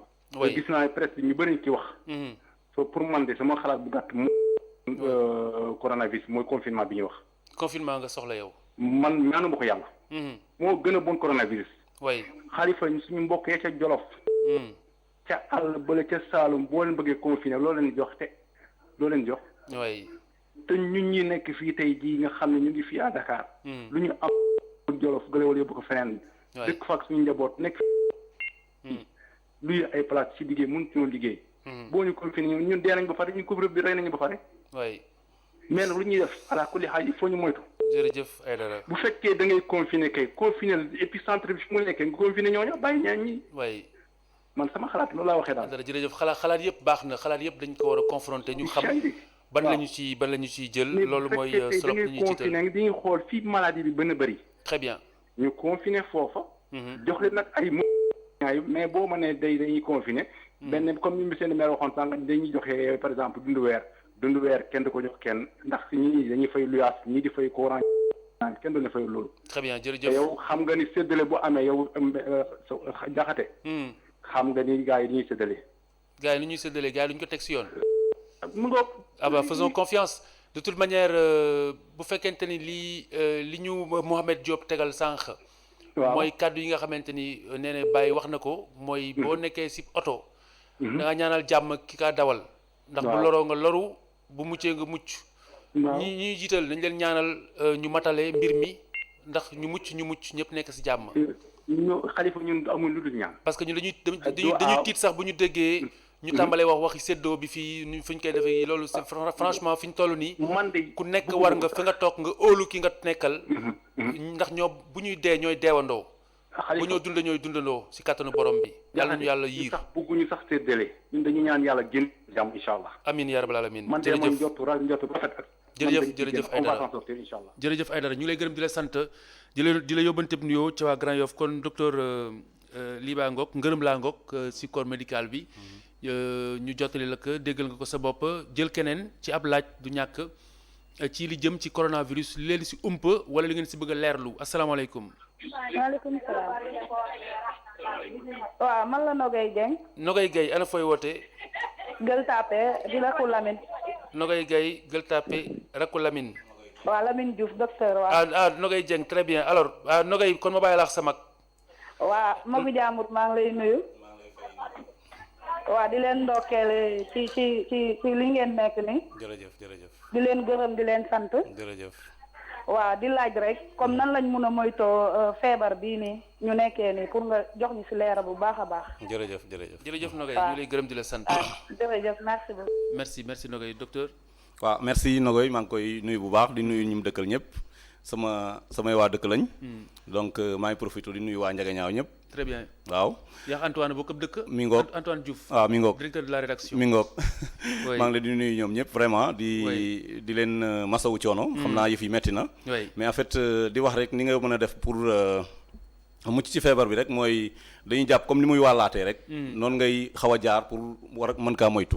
parce que buñ ne boo gisee tey ñu naan la del raxas say loxo foo toll nga koy raxas c'est parce que mën nga dem nuyu ki nga xamante ni maanaam tisooli na wala mu sëqat yëf yi nekk ci loxoom yow nga dem nuyu ko boobaa doomu jàngoro bi nga xamante ni nuyu nga kooku mu jógee ci loxoom ñëw ci sa loxo nga jël sa loxo boobu nga xamante ni doomu jàngoro baa nga ci nga teg ko sa gémmiñ wala nga teg ko sa bët wala nga teg ko sa bakkan. moo tax ñu ne kuy sëqat defal nii. waaw waaw comme masse kuy sëqat nii ngaa def. waaw dinaa ci ñëw mais boobu juste c'est pour le lavage des mains comme niñ koy comme moyen de prévention la laajte. voilà donc moo tax ni nga xamante ni. comme boo sa loxo mën na tax nga teg ko sa bakkan wala nga teg ko sa gémmiñ wala say bët. doomu jàngoro bi jaar foofu dugg moo tax ñu ne la del faral di raxas say loxo parce que boo nuyoo kenn tey sa loxo taq nga dem raxas say loxo même boo defatee geste boobu tamit am peut-être mën nga am bañ risque pour am virus bi dugg sa biir. donc raxasu loxo yi moom ñi ngi koy dénk ñëpp. te mu doon ak ndox ak saabu comme ni ñu koy waxee chaque fois wala boo amul ndox ak saabu nga am gel hydroalcoolique. mooy yi ñuy jaar di ko paccal di ko. fomp ci loxo yi loolu aussi dina rey doomu jàngoro bi. beneen mesure de prévention bi mooy comme ni nga ko waxee sànq comme ni nga ko jinjee sànq maanaam booy tisooli. wala ngay sëqat. jëlal mouchoir nga taf ko sa gémmiñ ak sa bakkan ba nga xamante ni. tiflit yu sew yooyu du mën a génn. ce qui fait que loolu boo ko defee doo wàll ki nga xamante ni. boo ko amee bu fekkee am nga ko doo wàll ki nga xamante ni moom nga nekkal. tout à fait parce que moo tax ñuy tere rassemblement yi. parce que xalifa bu ñu bàyyi nit ñi ñu booloo mënuñu garder distance de sécurité. te bu ñu gardewul distance de sécurité bi bu nit sëqatee wala mu tisooli mën na jóge ci ki nga xamante ni comme xamuñu dafa feebar xamul feebarul. mën na jóge ci kooku dem ci ki nga xamante dafa wër. mu noyyi ko wala mu dal ci wala mu buñ dajaloo aussi dañuy xel di nuyoonte. ñu nuyoonte kooku jël kii bi teg ko ci bakkanam wala ci gémmiñam yëf yi dem ci biiram. ak koppar yi ñoo joxante. koppar yi ñoo joxalante. koppar yi aussi wax nañ ni virus bi am na une certaine durée de vie ci koppar yi. loolu aussi bon nañ ci bàyyi xel. à part loolu raxas loxo yi wàññi ndaje yi wàññi nuyoo yi. loolu yaakaar na ak booy sëqat nga taf sa gémmiñ ak sa bakkan. boo ko amul nga tisul ci sa conc comme ni nga ko miimee sànq. loolu yaakaar naa am na solo ci prévention. très bien kon Nogay mu ngoog ci ay pàttali ñu jaaraat keneen ci 33 824 88 06 asalaamaaleykum. maaleykum salaam. ok sanga bi boo mënee wàññi télé bi tuuti rek comme ça ñu gën la mën a dégg. nga wax ñu fi ngay wootee ak noo tudd. waaw maa ngi wootee Thiaroye mais tur bi dama koy leb ah. waaw kay Thiaroye géej wala gaar. waaw Thiaroye si sur mer je pense. Thiaroye géej. géej gi waaw. waaw très bien. di leen ziare di leen sant bu baax. si ngeen yombale leen nit ñi ñu mën a dugg. oui. te def leen ko numéro yooyu gars yi di def xaw ma 88. loolu moom luñ leen siy gërëm la. oui jërëjëf ñoo ko bokk. parce que lii mooy réew mi ah. jéem a yombal nit ñi su fekkee am na ay cas yu difficulté yu mel nii. mais dafa am man lu ma bëggoon laajte si wàllum feebar bi. oui. muy damay gis ñu ne il faut nga takk masque. et su fekkee ne da nga takk masque. léegi day défendre sa gémmiñ xaw ma ak sa bakkan xaw ma. oui. léegi ndax micro yi foofu rek la mën a jaar. micro bi. ndax waaw. ak sa dama gis ñu def loxo la ñuy défendre ak gémmiñ ak bakkan ah. oui. léegi may laajte ndax li des ci kanam bi. microbe bi da ko munta laal wala da cee munta adapté wu wala lu jëm si nopp yeeg yooyu wala sa baat bi ndax soo nëbbee sa gémmiñ geeg masque bi su fekkee dafa nëbbee ak bakkan bi. ak éviter aussi ak sa loxo yi est-ce que li des si yaram bi tamit su dee loo xam ne si air bi la nekk mënu koo joxe wala mën na see takk wala si foofu rek la ciblé moom beeg bakkan beeg yooyu loxo yi rek la ciblé man loolu aussi c'est une question bu may posé wu tout le temps. c'est très très pertinent. voilà c'est très pertinent jaaxal na ma trop pourquoi ñu défendre trois yooyu. jërëjëf. kan bi ak kii léegi est-ce que je ne sais pas karaw bi je ne sais pas. muuru est-ce que dañu war a muuru wala sol kap wala mbaxana bàyyi faal yi xaw ma. oui jërëjëf. waaw yooyu moom c'est truc yoo xam ne dama si tout le temps bëgg ku ma si leeral lu leeral. parce que yow ku la leeralul kii ku ko leeralul musal burqa. n'est-ce pas. jërëjëf bokkam Thiaré moom ñu lay gërëm di la sant docteur bismillah. voilà merci je pense que li mu laajte aussi am na solo lool parce que am na ñu bëri ñi nga xamante ni dañuy am amalgame ci yooyu. mais li may fàttali rek mi mooy xam nga dinañ sànq nii mën naa jël sama loxo ma teg ko ci table bi. fekk ne am na virus bi. ñu ne ma boo raxasoo virus bi mën na dañ. donc bu fekkoon nii mën na jaar ci peau bi. loolu laal rek virus bi day jaar foofu dugg sa biir. mais boo déggee ñu la moytul nga laal sa gémmiñ wala sa bakkan wala sa bët c'est parce que foofu dafay am li nga xam ne moom la ñuy wax muqueuse. muqueuse oui. waaw loolu nag xam naa da nga may jàppale ci firi olof bi.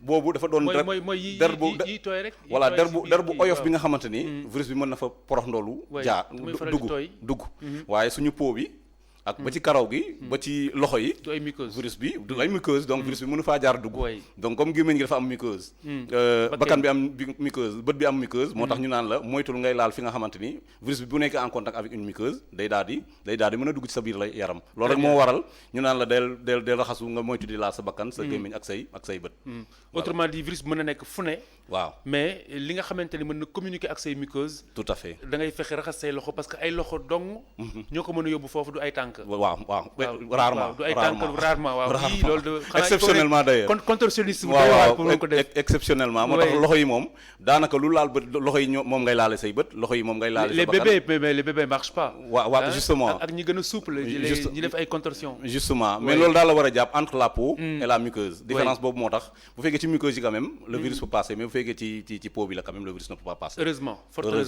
heureusement alors salaamaaleykum wa rahmatullah allo télé baa nga tàkk de fay wàññi ko allo salaamaaleykum waa ñu jël keneen te ñu fàttali leen rek bu fekkente ni da ngeen taal télé bi di si déglu dafay yéex balaa wax ji agsi si yéen donc day am ay flottement si antenne bi kon ngeen di déglu ak seen téléphone bi ngeen a ootee télé bi aussi day am retour si télé bi ngeen wàññi ko bu ngeen ko mënulee fay bu sooyee suñu borom ngeen mën a dégg seen bopp asalaamaaleykum. gis nga waaw kay yow yaa ngi sab télé mu ngay tàkk wàññi ko wala. waa kay ñoo ngi leen di ziar bu baax. ñu ngi delloo ziar bu baax ana noo tudd ak fooy wootee. waaw maa ngi tudd Chérif maa ngi wootee Nord Foire. Chérif noo sant. Diallo laa sant. Chérif Diallo. waaw Khalifa ñu ngi leen di encourager bu baax di leen remercier ci émission bi. jërëjëf Chérif. vraiment wax na ne sànq ba tey maa ngi bëgg dugg mais mënul ñu woon dugg tellement que loolu day wane léegi ITV. vraiment gars yi miin nañ ko tey ñoo ngi leen di gën a encourager. seen yëf yi boppaade bu ngeen ko fi bàyyee tamit du ngeen xam fu ngeen jëm. voilà xamuñu ko. ok jërëjëf voilà man li ma bëggoon a intervenir. c'est par rapport ak maire bi ñu invité. oui point E bi. oui pas le Samba. voilà dama bëggoon attirer attention ñu bari par rapport ak gestion maire yi parce que tey bu fekkee ne dañ la jël dénk la. nga bàyyi ba situation yu mel nii am nga ne da ngay recenser ay ménages man loolu je me dis que ne loolu c'est trop tard xam naa ne nag lu jàll la parce que mënuñu see taxaw di wax. beaucoup plus urgente. mais tey jii nii je pense que ne tous les maires doivent avoir ce qu'on appelle la cartographie de leur localité. tigi. parce que aujourd'hui on peut pas trouver quand même certaines fonctions et que yow tu n'arrives pas à avoir vraiment ces détails là nga bàyyi ba ay 2 jours 3 jours tu prends des gens yoo xamante ne même il y a ce qu'on appelle la fiabilité des données. loolu mënuñu ko à l'espace de ce temps là du coup man j'attire l'attention de tous les maires à chaque fois ku si jël dem ba ndomu tànk nga yoti ko localité fexeel ba na nga mën a jël say disposition ba nga xam lépp loo xamante ne circonstance bu taxaw la ñu jëm ci données personnelles te nga mën ko am en temps réel nga fichier ko nga xam ñi nga administré nu ñu toll ak kanax kan la exact kii nii man bi ma ko déggee vraiment damaa am lu ma naqari am lu ma metti ma ne vraiment lii war na mën a ñàkk ci réew bi ak automatisation bi fi nekk des fichiers ak yeneen ci attirer attention ñëpp. jërëjëf Chérif li nga wax yéen a maanaam voilà beneen mbir bi may attirer tamit bi may wax tamit mooy maa ngi doon lijjanti numéro bourse pour wax ko. oui mooy tey jii nii on n'a pas la possibilité France et les autres pays d'applaudir les médecins. oui parce que vraiment par le biais même de monsieur Diouf je vous félicite parce que je me dis que tey intervention yi ñuy def mënul koo fay kenn mënul leen a defal dara mais tey ñun amuñu possibilité di leen tàccu 20 heures. alors Diallo. Diallo may naa la 10 secondes nga tàccu le corps médical 10 secondes. voilà tàccul yàq seen waa kër 10 secondes. super. ana waa kër gi man de tàcc yu forul de ana waa kër gi. kër gi instant bi dañoo xaw a fatu nag. dañu fatu nañ waaw kay baax na. voilà beneen bi ma bëggoon noo wax. mooy par exemple comme que ñun on n'a pas cette possibilité de le faire. man dama bëggoon tey journal yi ñuy def bu ñu koy defati léegi nañuy wax journaliste yi ñuy sol blouse di ko def. ñuy sol blouse ñuy sol blouse di def journal. parce que loolu noonu dina nekk loo xamante ne symboliser beaucoup de choses. waaye dina frapper kii. voilà dina frapper attention parce que tey jii ils sont en train de faire un travail boo xamante ne. extraordinaire. très bien. waaw te tey jii nii vraiment je pense que ne tey ñun ñëpp war nañ leen mën a jàppale parce que lu leen yëkkati xaalis jox leen ko. lu leen mën a jox tey jii nii loolu yëpp ñu. mais tey jii ñu gis ne population bi ñëpp ñu taxaw seen ginnaaw di leen jàppale loolu je pense que. très bien waa régie bi ñu ngi lay jàppale statut yi. jërëjëf voilà jërëjëf Chérif Diallo ñu lay gërëm di la sant kon Adama Anouchka Ba Assane Gueye ak Oumou Khayri Bass ak la reine de Ndiolor muy kii Aminata Ndong na ngeen pare seeni blouse dorin jëli mesures yi ñu ñawal leen ko mu jeex ñu sol ay blouse. C'est pas mal comme idée. effectivement bon wax na dëgg bon ñu ngi koy sant bu baax aussi. di wax rek corps médical bi gàcce ngaalaama aussi parce que bon c'est vrai que c'est un sacerdoce c'est un métier que nous avons choisi. oui mais tamit tollu na fi nga xamante ni nous courons beaucoup de risques. am na ñu bari ñu ñibbeetul seen kër. tout à fait il y a des gens qui font une semaine à l'hôpital et tout donc c'est difficile mais quand même ñun ñoo choisir métier bi donc il faut qu'on fasse qu'on soit en face de la maladie inchallah. yàlla na leen fay asalaamaaleykum. salaamaaleykum wa rahmatullah. allo ana ku ci ne. asalaamaaleykum. waaleykum salaam. benn mbokku taalibe la bu nekk Mboro. Mboro ana nuy wuyoo. Serigne Fallou Sey laa tudd Imam Fallou Sey. Imam Fallou Sey. Imam Fallou Sey imam yow yàlla sëriñ bi doob taalibe. ñu ngi sa ginnaaw ana waa Mboro. salaamaaleykum maa ngi leen di nuyu ñu ngi leen di nuyu lu bari. waaleykum salaam ana looy laaj docteur. maa ngi directeur. docteur bi la koy laaj docteur Lamine Diouf. waaw dinaa ko laaj mais dina wax ni maa ngi leen di sant. jërëjëf. di leen gërëm ci liggéey bi. jërëjëf. waaw lii xew nag dafa di loo xam ne ci ñëpp la dal. addina bi yëpp ñoom la dal kon nag ñu ngi ñaan suñu borom. di dellu ci moom di ko tuubal. yàlla na ko teggi. amiin.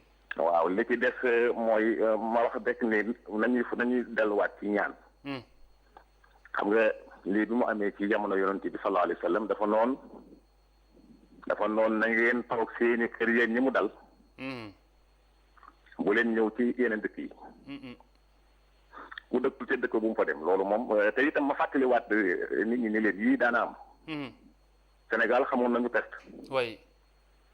bu 92 amoon na Costa xeeti feebar yooyu ak sida yeeg yëpp ci la bokk. oui Costa waaw. ñu bañ a tiit ba defee ni mbir bu ñëwee ñëpp.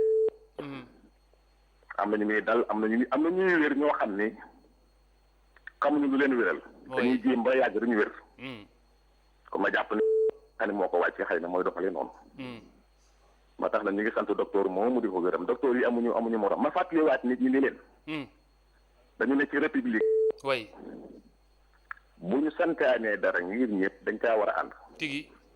li ma bëgg a wax mooy sëñ Saliou Mbacke mu baax ma radiyallahu anhu. la ñuy benn dongaan ci donga yi. doon dawal tracteur yi ñuy béyee. oui. dal ci ëkk. tracteur ba gaañ ko mu faat. bi donga yi ñëwee di ko wax sëñ Saliou ne ko bu ñu laaj ndigal nag ndax ñu denc ko. ñu ne leen da ngeen dem gendarmerie wax leen ko ba ñu def constat ba noppi yéen sokkoo def. oui. xelam moom mii doomi Sëñ Tuubaa mooy santaane loolu. kon républicain la. tigi. bu ñu fàtte ni itam ba guerre bi ñëwee. Sarafal joxe woon na doomam mu dem def ci guerre bi. Amalaji Mara joxoon na doomam mu dem def ci guerre bi. tigi. ñooñu ku yóbboo génn ci réew mi xamoo li xew. ala kulli haal. kon ñooñu ay républicain lañ kon bari na ñoo xam ne tey bu ñu woote woon guerre dañuy daw. ba ñuy jàngulu tubaab bi maam Sarafal joxe woon na si Aliou Fall moo woon mu jàngi tubaab. tubaab joxe suñu bàll co. oui. lañ ci jublu woon ñoom nee nañ ñooñu moom defaroon nañ leen ba tubaab mun leen a yàq. damay delloo si waat nañ ci xam ni république buñ ci nekkee dafa am loo xam ne. kon nañu xeexandoo jàppandoo yëkkateendoo te bañ a xàtte ñaan. jërëjëf. te delluwaat ci mag ñi baax ñu tàllal suñu loxo parce que yàlla def na fa loo xam ne amul. muy ñaan. oui. Moussa alayhi salaam ba mu daje Firawna lii xew lu mel ni ay mbott ak ay sel ak matt ak teeñ dal leen ndax dañ ko ñaan yàlla sa borom. oui. boo doxalee naa rabbaka la waxoon ko anu ñaan. jërëjëf. ñuy gërëm docteur di ko sant bu baax man damay contribuer rek. jërëjëf Alimam. en tant que sëriñ daara.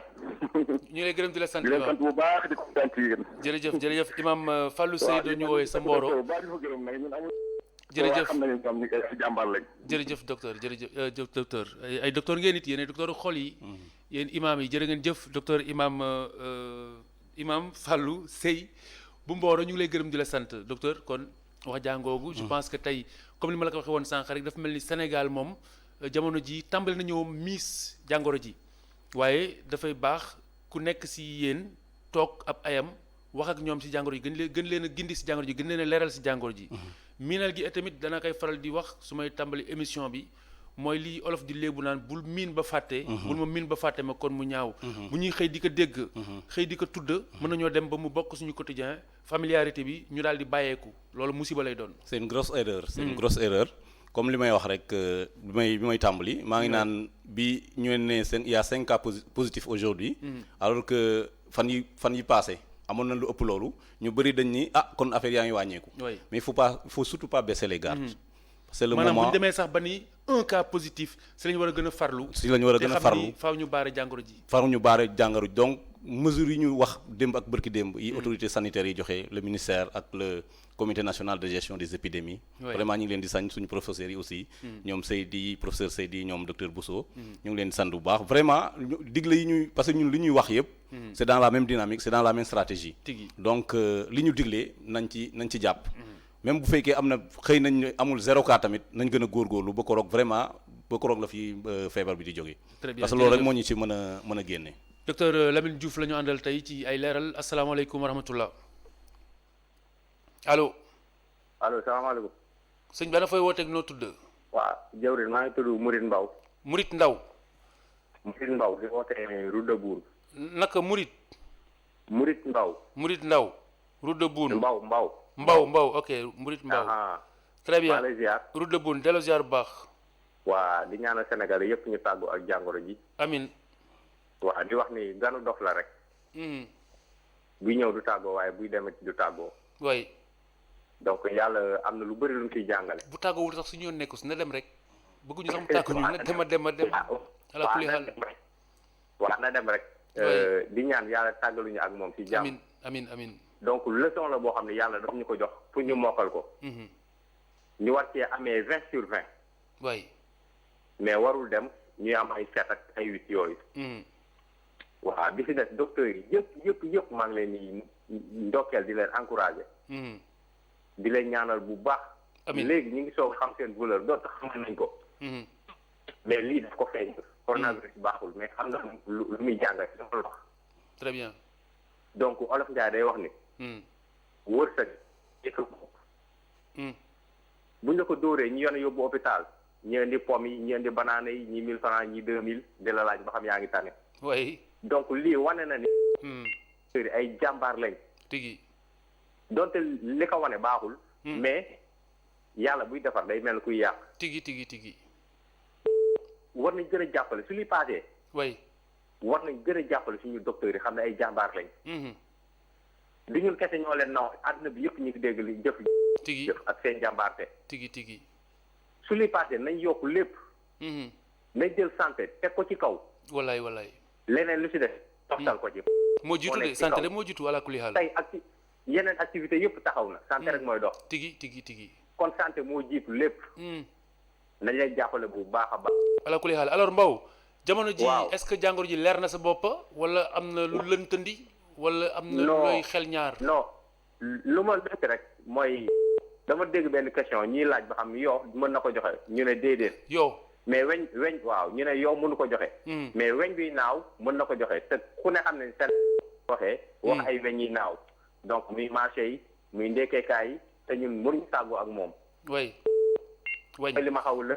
bu ko wañ mënee joxe de musiba am. waaw musiba am ah dégg naa bu taxawee seen.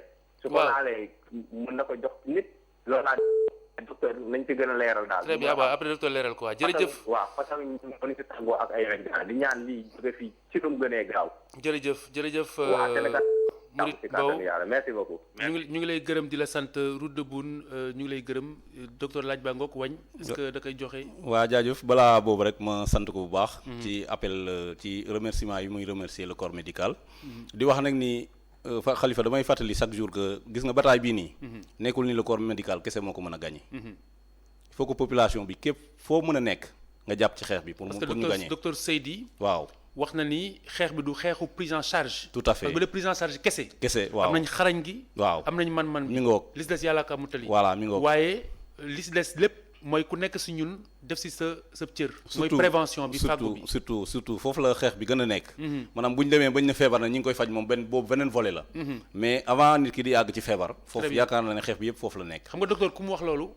wàccoon naa yow docteur ku mu ne boo feebaree dinaa la faj waaye li ma gënal mooy nga bañ a feebar waaw loolu mooy en fait loolu mooy vraiment le véritable traitement mooy le traitement préventif absolument vraiment bu ñu mënee bañ a feebar xam naa dina noppal le corps médical et puis dinañu permettre également ñu gañ a xeex bi léegi pour ñëw ci question yow bi bon on l'a expliqué parce que nekkul nii par exemple yow bi da lay tong nii rek après jox la feebar bi c'est pas comme ça dañuy wax ni yow généralement fu salte rek lay nekk imagine un exemple très simple Khalifa nit sëqat fii. mais wax na yow mais wax na wañ aussi. je veux dire wañ sax laa bëgg a wax. wañ sax laa bëgg a wax justement. yoo bi bon gisuñu. par ban quel mécanisme la ko mën a joxe. yoo bi waaw yoo ok. mais wëñ bi disons nit mën na sëqat. wala mu tisooli. mu tis ci benn table. wëñ bi ñëw toog ci table bi. jóge ci table boobu dem toog ci beneen table. yow nga ñëw virus bi nga xam ne déposé ko na ci table yi nga teg ko ci sa loxo. jël sa virus bi ci sa loxo teg ko sa bakkan encore une fois wala sa gémmiñ wala say bët donc feebar bi justement virus bi mën na jaar foofu mu dugg sa juste pas mécanisme boobu rek lañ gis ni peut-être mën na ko joxe mais moo tax à chaque fois ñu naan boo laalee benn affaire boo duggee ba génn raxasul parce que xamoo fi nga laal am na dara li nga xamante ni taq na wala taqul parce que mën nga gis table mi mu weex nii mais mënoo jàpp ni set na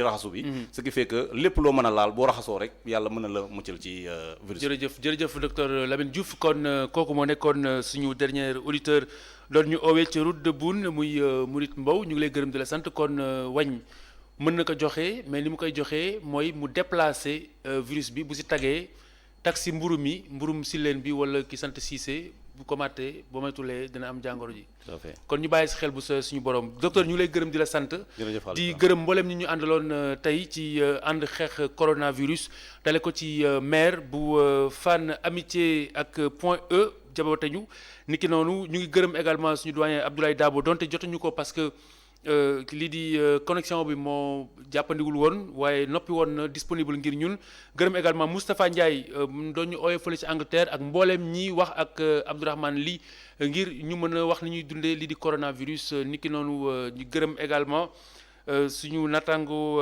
Cheikh Sall ci coordination bi Mass Mboup ak Modou niki noonu Damiyul Cheikhou Gueye moo demoon kër maire ba di gërëm également Bara Sow ak mboolem régie bi mboolem rédaction di leen ñaanal ngeen fanaan jàmm ci ITV di leen jox dig daje bu ëllëgee suñu borom ndax kat suba xam ngeen ni moom mooy 3 avril te 3 avril moom mooy veillu fête de l'indépendance 60 ans ni la ko yàlla bëggee mu yemmoo ak coronavirus ba prise d'arme kese la nguur gi fas yéene amal kon 3 avril ëllëg njiitu réew mi dana janoo ak askan wi wax ak ñoom loolu nag li cay toftaloog lépp li nga xamante ni mën nañ ko say jàng fi ngeen koy amee ci ITV i rajo ak ci imedia.sn ñu fanaan jàmm bàyyi leen nag Coronanet ni ñu ko baaxoo jërë ngeen jëf.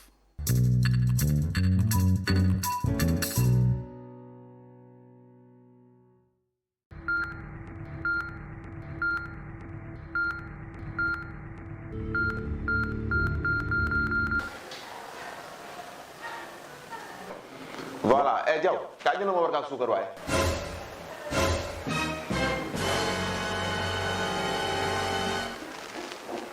ak naana.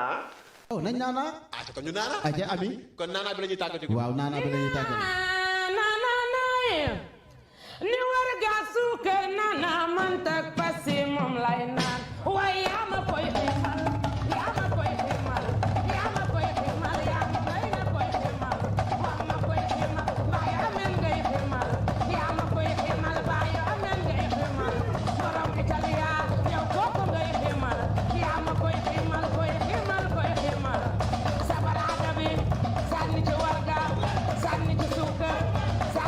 Reste chez toi.